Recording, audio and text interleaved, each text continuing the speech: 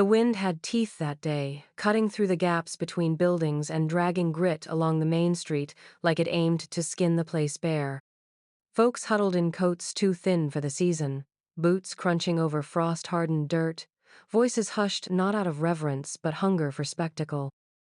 The bell by the trading post rang twice, sharp as a knife, and the crowd drifted toward the auction block like cattle to a trough. Clara May stood on that block barefoot, skin raw and gray where bruises ran like maps of places no one should have walked. Her dress, once pale blue, hung torn at the seams, stiff with dirt and dried blood. Her eyes, hollow as a dry well, barely lifted from the ground. The man who shoved her forward, her husband, reeked of whiskey and spite, his jaw unshaven, his voice thick and mean as he shouted to the crowd. "Got myself a useless one here," he drawled, tugging at Clara's arm until she winced. "Can't cook worth a damn, can't give me a son, can't keep her mouth shut. Figure she's good for scrap labor or a man who don't mind broken stock, startin' at $1. Laughter cut through the cold, coarse, and ugly. Men jostled each other, coins clinking in pockets, some shouting mock bids just to hear the echo. Clara swayed in the wind, ribs sharp beneath her dress, lips cracked from cold and thirst. She didn't speak, didn't cry. She had learned long ago that tears bought nothing in this world. 50 cents, someone hollered, to another round of laughter. Her husband barked a curse, spat in the dirt. "Dollar then. Don't waste my time, boys. She ain't worth much, but she ain't worth nothin'." The auctioneer scratched his beard, half ashamed, half entertained, and called the bid. $1, $1.10, $1.25. Voices rose, not in eagerness but cruelty, each man daring the other to take the burden home. At the edge of the crowd, Elias Rourke sat high in the saddle of a black gelding, broad-shouldered, wrapped in a heavy coat of dark wool. His face was cut from hard lines, older than his years, the kind of face that weather and war carve deep. He watched without shifting, eyes steady beneath the brim of his hat. When Clara's husband yanked her upright again, sneering into her face, Elias dismounted, without a sound. The bidding faltered as he stepped forward. Boots met frozen ground, slow, deliberate. He didn't look at the men, didn't answer the jeers tossed his way. His gaze fixed only on Clara, who finally lifted her eyes, pale and distant, like a ghost trying to recall the world. $5, Elias said, his voice low but carrying. The street went quiet, someone coughed. A man near the front barked a laugh, but it sounded brittle. "5," the auctioneer repeated, blinking. "You heard him, gentlemen. $5. Her husband's grin cracked wide, greed swallowing his surprise. "Sold?" he barked before anyone else could speak, shoving Clara toward Elias like a sack of flour he'd just traded for whiskey. She stumbled, caught herself, and stood with arms limp at her sides. Elias didn't touch her. He laid the coins down on the block, each one ringing like iron on wood. Then he turned, silent as when he'd come, and motioned for Clara to follow. The crowd muttered, disappointed the show had ended too soon, some spitting in the dirt, others shaking their heads at wasted money. Clara's husband pocketed the silver and staggered toward the saloon, already shouting for a drink. Clara stood a moment longer in the cold, staring after him, then at the coins, then at the man who had just bought her. Elias met her gaze, not with softness, not with pity, but with a steady weight that held no demand. "Come on," he said quietly. For the first time in months, maybe years, she moved without being pushed. The trail out of town stretched long and bitter, wind pushing against them with every step. Clara walked behind the black gelding, her bare feet wrapped in the rag Elias had torn from his saddlebag. Each stone cut through anyway, but she didn't complain. Better pain she chose than the hands she'd been sold from. Elias rode ahead without looking back often, his posture stiff, shoulders squared, as if carrying something heavier than the rifle strapped to his saddle. By the time the ranch came into view, the sky was bruised purple, the last of the sun bleeding out behind the ridges. The house stood broad and lonely against the prairie, its roof lines sharp, its windows dark. Fences stretched wide to the north and west, corrals empty this late in the season, fields gray with frost. It was more land than most men dreamed of, but the silence wrapped around it like a warning. Elias swung down from the horse and tied the reins with the ease of a man who had done the same motion 1,000 times. He didn't offer Clara his hand when she faltered near the steps, didn't reach for her elbow when her legs shook. He only pushed the door open and said, "Inside." The air held warmth, faint and fading from a stove banked low. She stepped over the threshold like she expected the floorboards to give way. The walls smelled of cedar and smoke, the kind of clean that came from a man living alone too long. He lit a lamp, its glow spilling across plain furniture and bare shelves. "You'll take the spare room," Elias said. His voice was deep but quiet, each word deliberate. "There's blankets in the chest, water's on the stove, food's in the cupboard." He didn't ask her name, didn't tell her more. Just that, and then he disappeared down the hall, boots heavy against the floor. Clara stood in the kitchen a long time, staring at the kettle steaming gentle on the iron stove. She poured a cup with shaking hands, the heat burning her cracked lips as she sipped. Bread sat hard in a tin on the counter. She tore at it with her teeth until her jaw ached. It wasn't kindness she tasted, it was survival. That night she found the bed in the spare room clean, though the sheets smelled faint of dust. The pillow was soft, too soft. She didn't lie down right away. Instead, she took the spoon from the table and sharpened its edge against the floorboard until the metal scraped thin. She set it beneath the mattress, handle poking where her hand could find it fast. No man gave a woman shelter without cost. She knew that truth as well as she knew her scars. Elias didn't come to her door. She listened for his steps, the creak of hinges, the weight of his shadow, but none came. Only the sound of him moving somewhere in the house, slow and steady, then silence. Days passed in the same rhythm. He worked outside from dawn until the sun tilted west, mending fence, feeding stock, shoveling snow clear of the porch. She worked in the kitchen, scrubbing pots, stitching shirts she found piled on a chair, hauling water in tin buckets until her arms shook. He never told her to. He never thanked her either. Words between them were few, but heavy. One evening she caught him at the table, staring at a framed photograph. He set it down the moment her shadow crossed the room. His jaw tightened. She didn't ask. She didn't want to know whose faces lingered behind his eyes. The silence between them grew sharp but not cutting. It hung in the air like a rope pulled tight, holding, not strangling. She kept the spoon close each night. And each morning she woke, surprised she hadn't needed it. The bruises yellowed before they faded, and even when her skin cleared, Clara felt the ache inside her bones like the echo of old storms. She moved through the ranch house quiet as a shadow, always with something in her hands, laundry to wash, bread to knead, a shirt to stitch. She worked until her back bent and her eyes blurred, but never once did she meet Elias's gaze. When he spoke, which wasn't often, she kept her answers short and flat. Trust was a thing she no longer knew how to hold, and silence was safer than the sound of her own voice breaking. At night, when the lamps were low and the stove's glow dimmed to embers, her hands trembled against the blankets.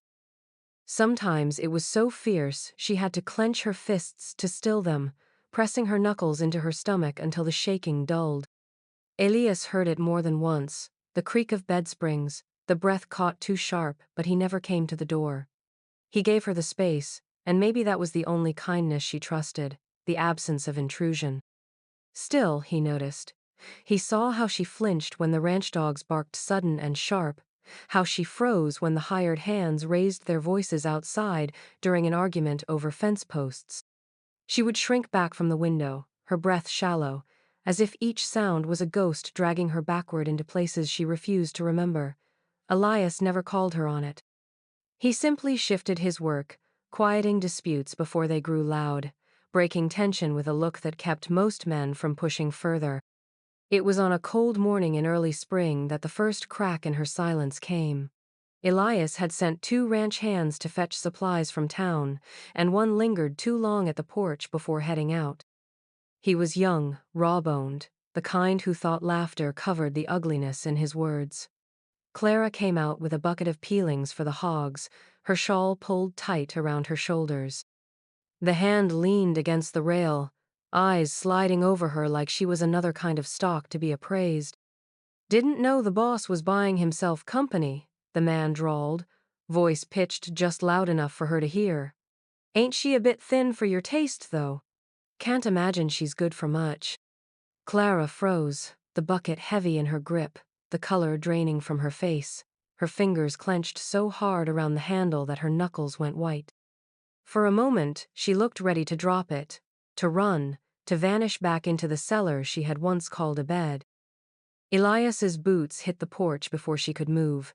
He stood tall, broad shadow falling over both of them, his coat still damp from the morning frost.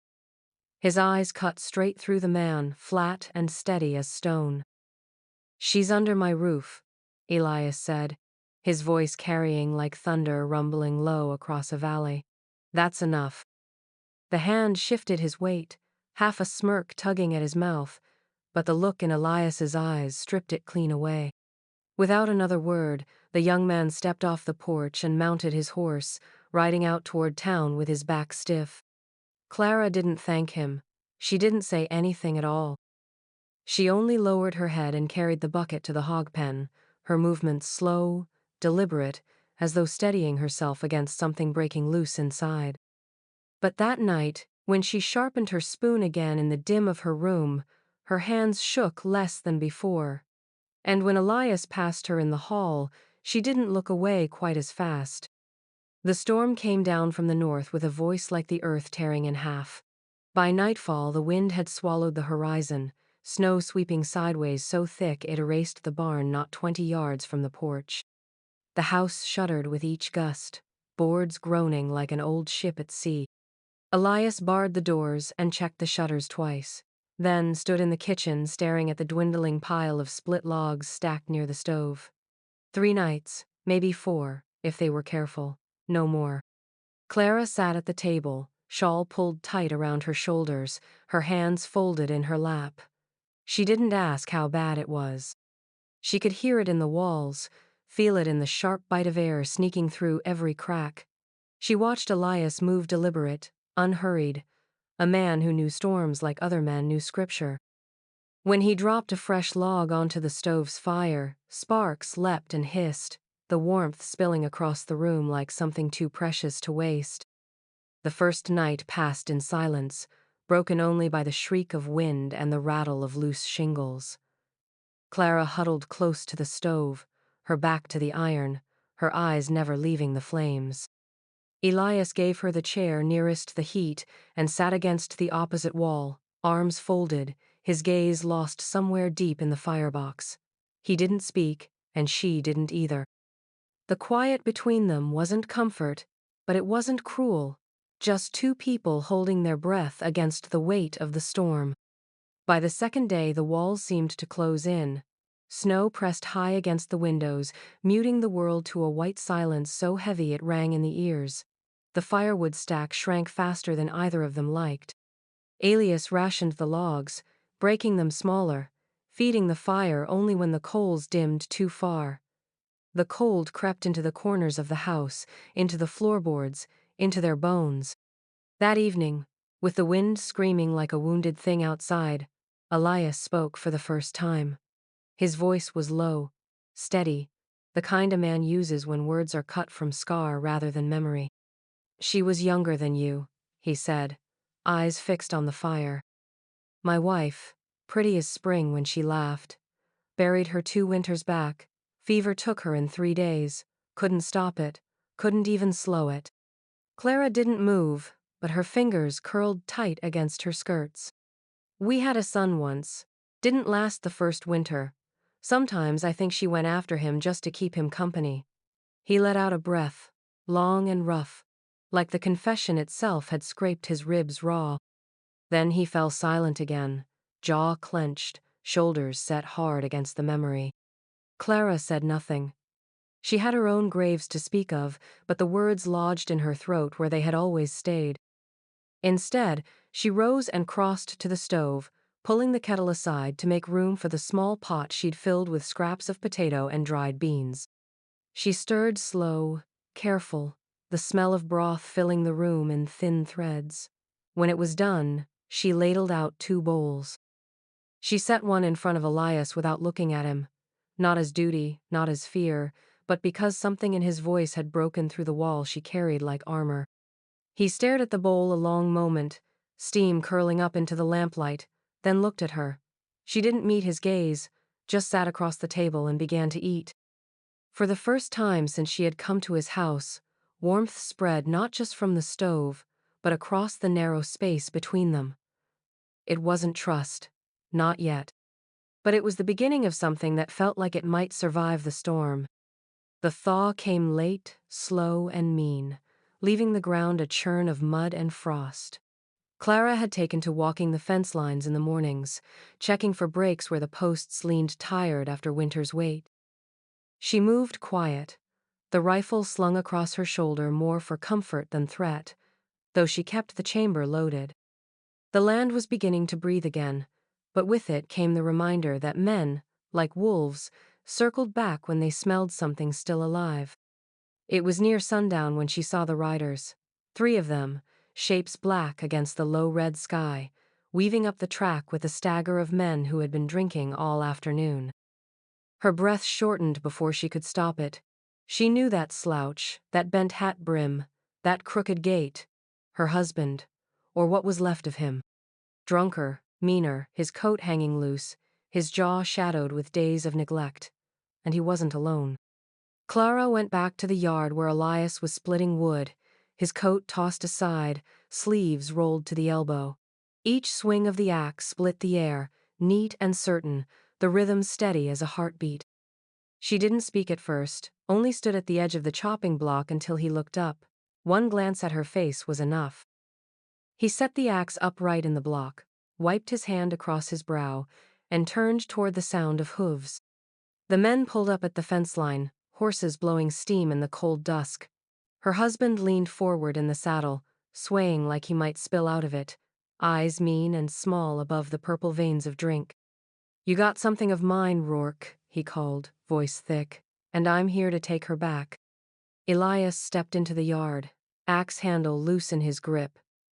His stance was calm, not tight, the kind of stillness that unsettled more than a drawn weapon. "She's under my roof," Elias said, voice carrying steady across the fence. "That's the end of it."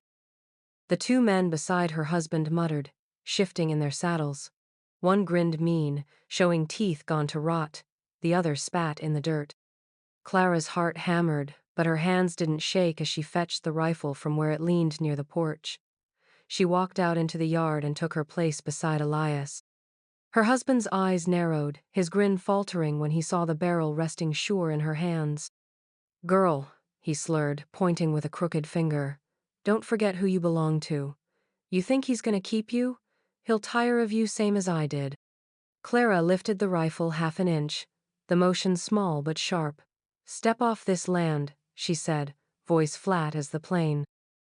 The silence stretched. The horses pawed at the mud, restless under the weight of men too drunk to steady them. Elias's grip tightened on the axe handle, the head buried in the dirt now, ready if needed. His gaze never left theirs.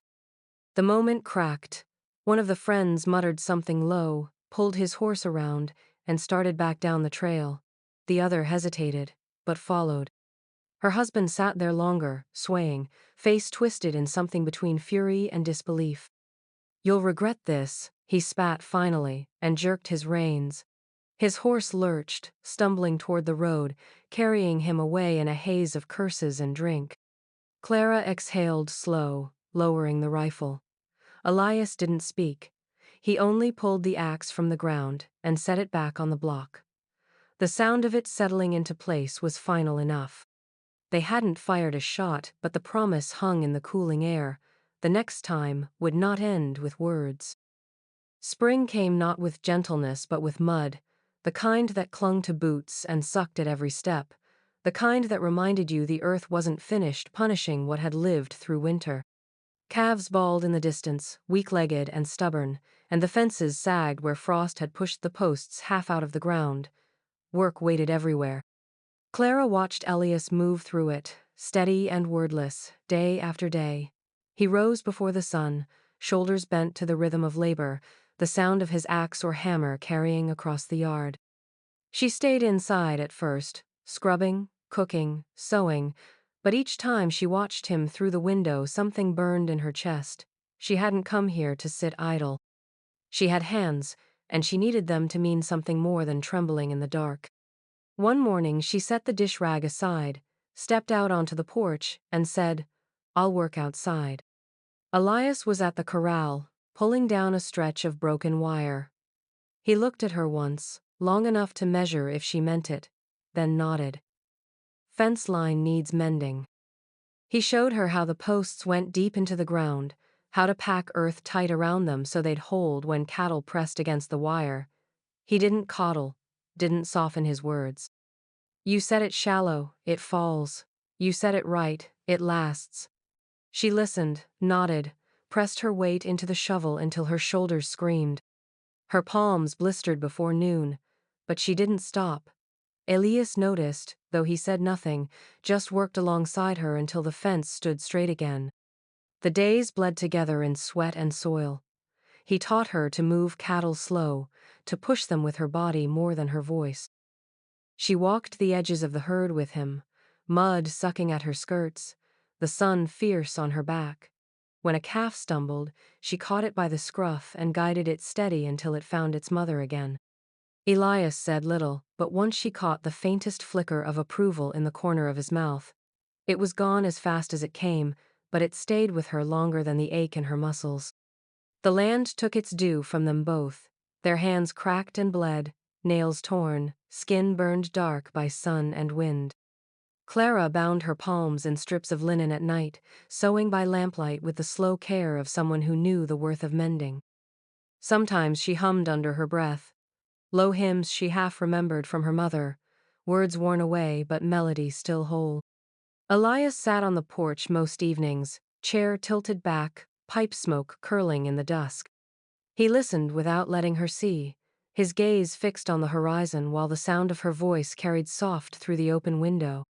It wasn't quite comfort, not yet, but it was something close a thread weaving quiet through the space between them, steadying, binding, like fence posts driven deep enough to last through storms. When she caught him once, standing just outside the doorway, listening, he only cleared his throat and stepped away. But that night, when she laid her hands on the quilt and found the blisters already thickening to callus, she realized she no longer thought of herself as someone waiting to leave. She was already part of the work, part of the land, part of the rhythm that was breaking her down and building her up in the same breath. The barn smelled of lantern smoke and sawdust, of whiskey poured too fast, and boots that had tramped through cattle pens before scuffing across the floorboards. Fiddles scraped in the corner, fast and bright, the music sharp enough to cover the hum of gossip that clung to every shadow in the rafters. Clara stood just inside the doorway, her shawl drawn close, her body stiff as a fence post. She felt the weight of their eyes before she saw their faces, the women in calico dresses whispering behind gloved hands, the men grinning crooked with their teeth yellowed by tobacco. They all knew her story. Or thought they did. Word traveled faster than wagons out here, and by now everyone had heard how Elias Rourke, rich widower of the North Ranch, had bought himself a woman off the block. Some said she'd begged him to save her. Others swore she was no better than a saloon girl, too thin to be worth the price. Their words circled, feeding the sneers, the tilted glances, the sharp laugh that cut too loud when she tried to step out of their path. She wanted to turn back, to fold into the dark where no one's voice could reach her. But Elias stood beside her, broad and unyielding, his presence alone parting a small space in the crowd. When he held out his arm, quiet, steady, no words in his gesture, Clara hesitated only a heartbeat before placing her hand on the crook of his elbow. The music rose. They didn't join the dancers. They didn't spin or bow. They simply moved together to the edge of the room, his frame sheltering her from the stairs. The whispers didn't stop. She could feel them like nettles against her skin. Still, Elias said nothing. He kept his back straight, his jaw set, as if silence itself were enough of a shield. She drew strength from that quiet, though her heart hammered as if it wanted to flee. It was when she turned toward the refreshment table that trouble struck. A man with a red bandana around his neck and whiskey on his breath stepped into her path. His smile was wide, too wide, his eyes shining with the cruelty of someone eager to test the edges of her shame. "Well now," he said, his voice a slur. "Ain't you the one they sold off like a mule? Didn't know Rourke had a taste for broken things." Clara tried to step past him, but his hand shot out, fingers closing hard around her wrist. The pain was sharp, enough to draw a hiss from her throat. He leaned in, grinning. How much would he take for a turn? Bet I could pay double. Before Clara could wrench free, Elias was there. He didn't shout, didn't warn. His fist came fast and brutal, cracking against the man's nose with a sound that silenced the music mid-note. Blood sprayed across the floorboards, and the man crumpled, groaning, clutching his face. The barn held its breath. Every eye turned, waiting for Elias to draw a gun, to claim her like property, to make a spectacle of ownership. But he didn't. He stood tall, his hand lowering slow, the echo of violence fading from his body like smoke from a spent fire. His gaze swept the room once, flat and cold, before settling back on Clara. "You all right?" he asked, low enough for her alone. She nodded, though her wrist still throbbed. What startled her more than the strike was the stillness in him after the way his violence had carried no hunger, no cruelty. He hadn't hit the man to prove he owned her. He'd hit him to stop the hurt. That was all. Later, when they left and the fiddles stuttered back into song behind them, Clara walked beside Elias through the night air, the stars sharp and countless overhead. She said nothing. She didn't need to. For the first time since her life had been torn from her hands, she felt the faintest flicker of safety, fragile, uncertain, but real, settling into her bones. The night was still when the first crackle woke her. Clara sat upright in bed, heart thudding, the smell of smoke crawling through the walls. She threw back the quilt and ran to the window. Beyond the yard, a ribbon of flame licked skyward, orange against the outer barn, its dry boards catching fast. She stumbled into her boots and seized the rifle before bursting through the door. Elias was already there, axe in hand, his eyes black in the firelight. He didn't waste words. Together they sprinted across the yard, the cold air thickening with heat and smoke. The barn roared like a beast, fire chewing through the roof beams. Sparks showered the ground. Clara grabbed a bucket from the pump, filled it with water, and dashed it against the boards. The steam hissed back at her, burning her skin. Elias hauled wet sacks from a trough and beat them against the flames, each strike a war between wood and fire. Smoke choked them both, clawing down their throats, turning their eyes to tears. Clara coughed until her chest felt split, but she kept moving, hauling water, swinging her arms until her muscles screamed. She thought of the hogs once kept in that barn, of the tools that meant their survival, of the hay bales stacked inside that would take the whole house if the blaze spread. The fire wanted everything. They couldn't let it. A shadow moved at the fence line. Her husband, she knew it even before her eyes adjusted. He stood with his bottle in hand, swaying, watching the blaze as though it were a show meant to please him. When Elias took one step toward him, Clara caught his arm. "The fire first," she rasped, voice torn by smoke. He stared at her for a beat, then nodded, and together they fought harder. By midnight their arms shook with every swing, sweat and soot coating their skin. But the flames began to weaken. The roof sagged, blackened but not collapsed. Elias climbed onto a barrel to rip down the worst of the charred beams before they could spread the fire further. Clara heaved water until her hands bled raw from the handle.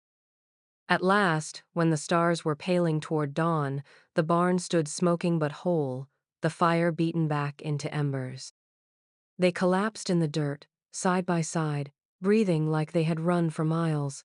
The ash painted Clara's face in streaks of gray, her hair wild, her dress burned through at the hem. Elias turned his head toward her, chest heaving, and in the thin morning light she saw something in his eyes that wasn't just exhaustion. "You saved it more than me," he said, voice rough, thick with more than smoke. Clara laughed once, bitter and broken, then pressed her filthy hands to her face. When she lowered them, her eyes shone wet but fierce. "You don't know what I came from," she whispered. Elias didn't move, didn't push, he only watched her. The words tumbled then, raw and jagged, as if the fire had loosened them from the place she kept them locked. She told him of nights spent on dirt floors, ribs cracked under fists that called themselves love. Of a Bible burned in front of her eyes, her mother's name spit on until it lost meaning. Of the auction block, where men laughed at her bruises like they were worth a wager. She spoke until her voice shook and the smoke in her throat turned every word ragged. Elias didn't interrupt. He sat in silence, ash streaked across his jaw, eyes fixed on her like each word deserved to be carried and not dismissed. When she fell quiet at last, spent and trembling, he gave a single nod. "You're here now," he said. "Nothing more, but enough." Clara looked at him, and for the first time, the weight she carried felt lighter, as if the fire hadn't just burned the barn, it had burned a space inside her clean, ready for something new to grow. The sheriff came at noon, dust riding his boots, and the brim of his hat bent low from years of hard sun. His horse sweated at the hitching post, restless, ears twitching at the quiet that seemed to hold over the ranch. Clara watched from the porch as he dismounted, a man heavy with both age and duty. He tipped his hat, but his eyes didn't soften. "Afternoon, Rourke, ma'am." His voice was measured, polite, but carried the weight of a visit nobody wanted. He cleared his throat, thumb resting on the edge of his belt. "Word's come down from the county seat. Your husband's filed claim. Says you were taken unlawful." The words landed like stones. Clara's stomach tightened, though her face didn't change. She felt Elias shift beside her, his silence sharper than steel. The sheriff looked at her directly then, his gaze steady, not cruel. "Law don't see a woman apart from her husband, not unless paper says so. By their eyes, you still belong to him. Now, I ain't here to drag you back. God knows I won't, but you ought to understand what hangs over you." Clara's hands twisted at the hem of her dress, nails biting into fabric. Belong, that word, it stung worse than smoke in her throat. Elias stepped forward, the porch boards creaking under his boots. "She belongs to no man," he said evenly. "Not me, not him. If paper's what it takes, we'll ride. County over's got a judge who knows better than to listen to drunks with empty pockets." The sheriff gave a single nod, relief flickering through his lined face. "Then I've said my piece, best do it soon, before he stirs more trouble." He tipped his hat again, mounted, and rode off, leaving only dust and the quiet tension that settled heavy between them. Clara remained still, watching the horse vanish down the trail. Her heart pounded as though the sheriff had left something behind that weighed more than all his words. She could feel Elias watching her, patient, waiting. That evening, the house was quiet. The chores were done, the fire burning low, the air thick with the smell of beans and bread. They sat across from one another at the table, the silence stretched thin, each of them turning the sheriff's words over like stones in their hands. Elias finally spoke, his voice calm but carrying something deeper. "Tomorrow, if you want it, I'll take you. You'll have the paper that sets you free. You can go where you please after. No one'll follow." Clara lifted her eyes, startled by the weight in his tone. He wasn't asking her to stay. He wasn't holding her with debt or pity. He was offering her an open door. Her chest ached, the air catching as though she couldn't breathe it deep enough. She wanted to answer, but the words twisted and tangled, stuck behind all the scars she still carried. So she stayed silent, staring at her plate until the food blurred, her throat too tight for swallowing. Later, when the lamps burned low and the house settled into stillness, she found herself lingering at the table while Elias sat with a ledger open, pencil scratching faintly across the page. His hands were steady, broad, marked with the cuts and calluses of the land. Without thinking, she reached across the table. Her fingers brushed his, then rested gently over the back of his hand. No words, no explanation. Just that small, deliberate touch. Elias looked up, eyes meeting hers, the silence between them breaking into something new. He didn't move his hand away. He didn't press closer either. He simply let her stay there, her hand against his, the weight of her choice clear without a single word spoken. Clara felt her chest loosen, breath filling her steady. Not a purchase, not a rescue bound by pity, but trust, fragile and real, placed where she had never dared to place it before. And that was freedom enough. Summer spread itself wide across the land, slow and golden, filling the hollows that winter had carved. Calves bawled in the fields, their thin legs stumbling through grass grown tall enough to brush a man's waist. The fences stood straighter now, mended post by post, and the barns bore scars of fire but still held against the wind. Work pressed hard, as it always did, but it no longer felt like labor carried alone. Clara moved through the days with sleeves rolled, skirts stained, hands sure. She fed the calves, mended tack, carried water from the pump without being asked. She moved through the house as though it had always been hers, humming soft as she swept or stitched. Neighbors passing along the ridge began to notice. They'd tip their hats when Elias rode into town, their eyes flicking toward the mention of the woman working his land. Whispers stirred, half judgment, half wonder.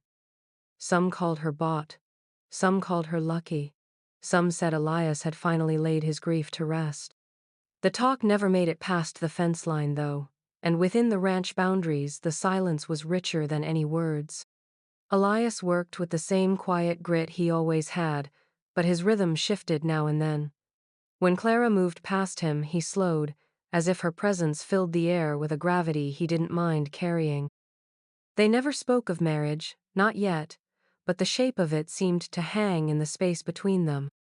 She set meals on the table and he ate without comment, but every so often his gaze lingered on her hands, steady now where once they trembled. At night, the heat eased and the sky opened wide. Stars crowded the dark, sharp, and countless, the Milky Way stretching like spilled salt across black velvet. On one such night, Clara stepped out onto the porch where Elias leaned against the rail, pipe smoke curling lazy in the warm air. She stood beside him, shawl pulled loose around her shoulders, listening to the crickets hum in the grass. For a while neither spoke. The night wrapped around them, full and endless. Then Clara's voice broke the quiet, low but certain. "You didn't buy me," she said, her eyes fixed on the horizon's shadow. "You found me." Elias turned his head, studying her in the lamplight that spilled from the window. His jaw worked once, the pipe lowering in his hand. He nodded slow, and his reply carried the weight of a man who had buried too much but found reason to stand again. "And you gave me back what I thought was gone." The words settled deep, heavier than vows spoken in church, more binding than papers signed in town. She didn't answer, only leaned closer to the rail, her shoulder brushing his. He didn't step back. Together, they stood there in the hush of summer night, two souls bound not by chains or bargains, but by the stubborn will of survival turned into something gentler. The land stretched before them, no longer empty. It was scarred, yes, but alive, grass waving, cattle grazing, the house behind them lit by a single lamp. A place once broken, now held together by work and blood and quiet trust. Clara breathed in the warm air, letting the silence sit steady between them.